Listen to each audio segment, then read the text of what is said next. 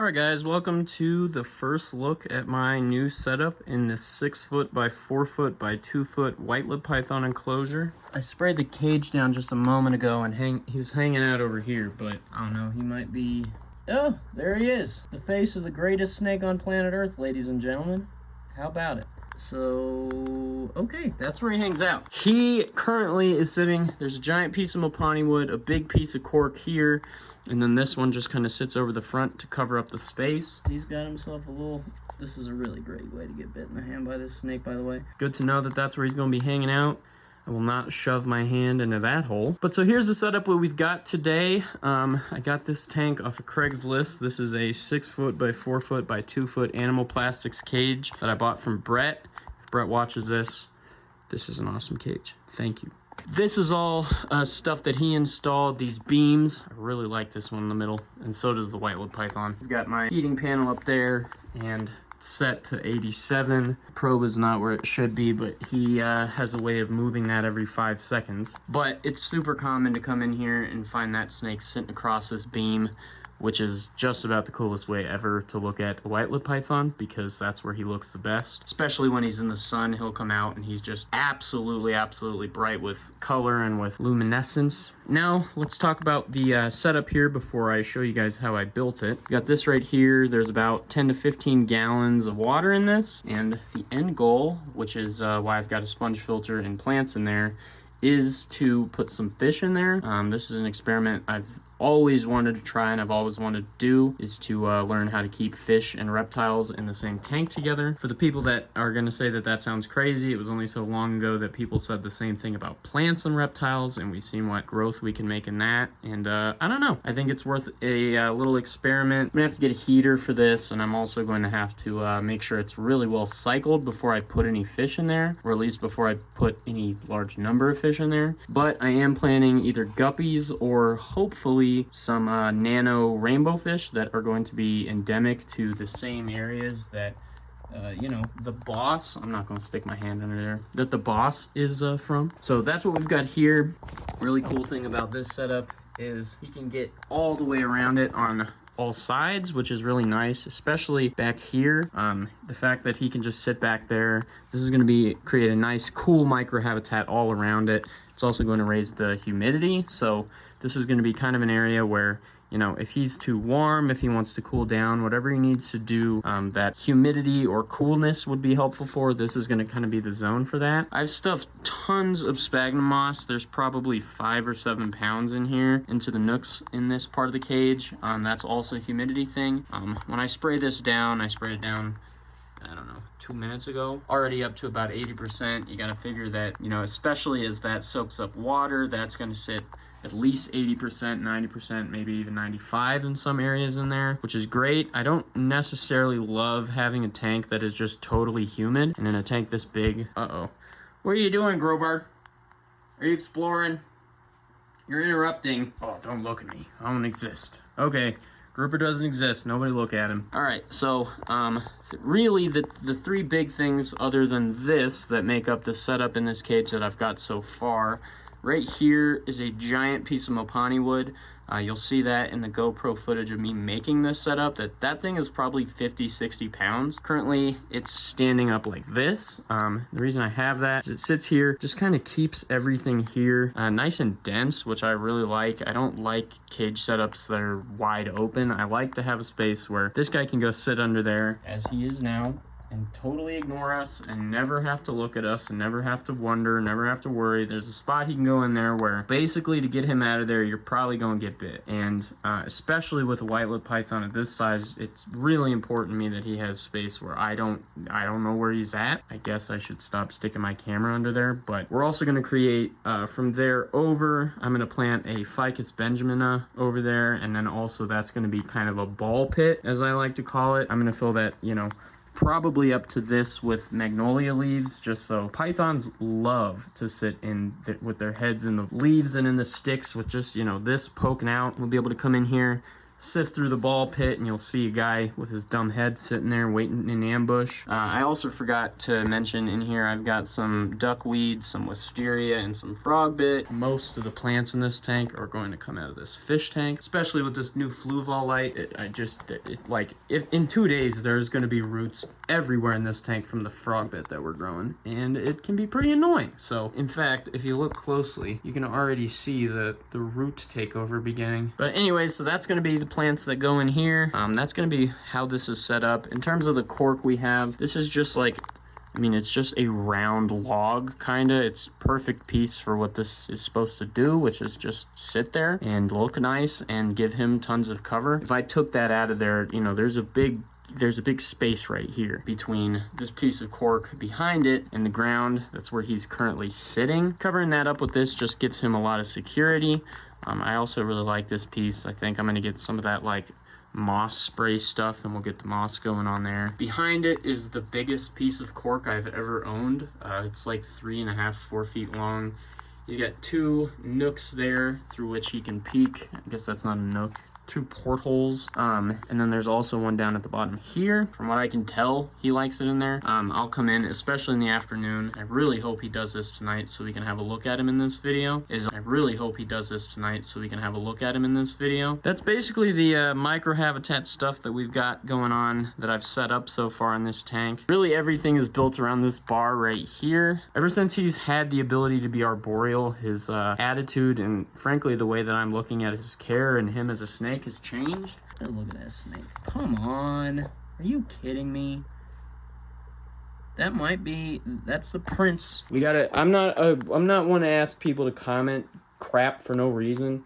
Can we decide the royal hierarchy of pythons? Because here's mine. King, Bull and I, Queen, Owen Peli, Prince. Gotta be that southern white-lipped python. I mean, really? Can it be anybody but the southern white-lipped python? Princess? Green tree? I don't know. What do you think? Hopefully, I'm gonna wait around for a few hours and hopefully he comes out and we can have a look at him in all his glory. Welcome into the new and improved snake room, ladies and gentlemen. This is the newness and the improvedness to the new and improved snake room. The biggest Animal Plastics cage. This cage is 6 foot by 4 foot by 2 foot. And as you can see in front of me, today we're going to be working on the hardscape. Ugh, can you believe that this cost me $200? What we have in front of us is $200. That's a big snake right there. Hey man, how's it going?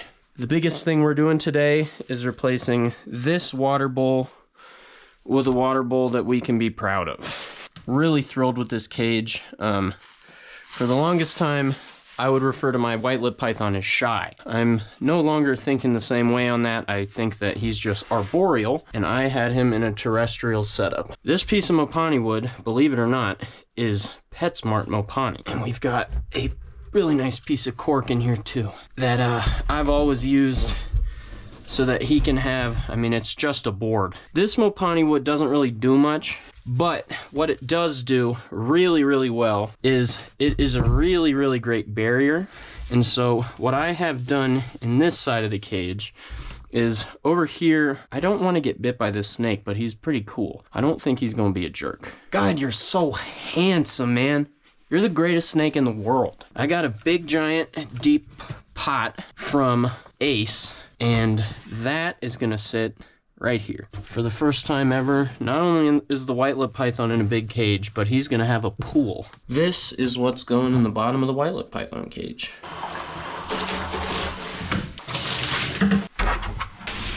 Perfect. Uh-oh, he's retreating. Don't do it, brother. I would love to hang out with you some more.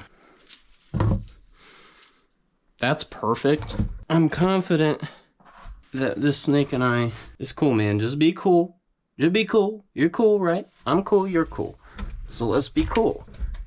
And then everything will be cool. That's kind of my ideology when working with snakes. I'm cool, you're cool. So let's just both be cool. Okay, man? It's all good. We don't have to be jerks.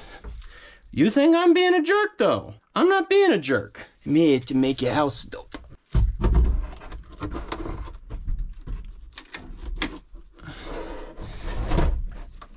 I'll give him a really nice nook, and then we'll put this over it.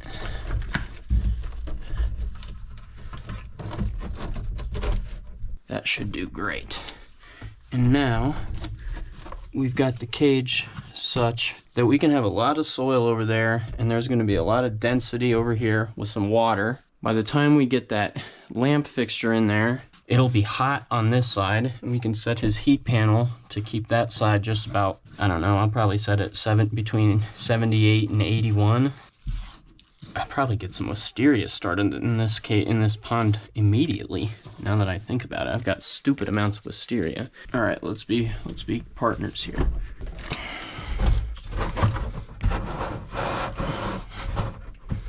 He'll be able to sit here. There's a good shelf here now.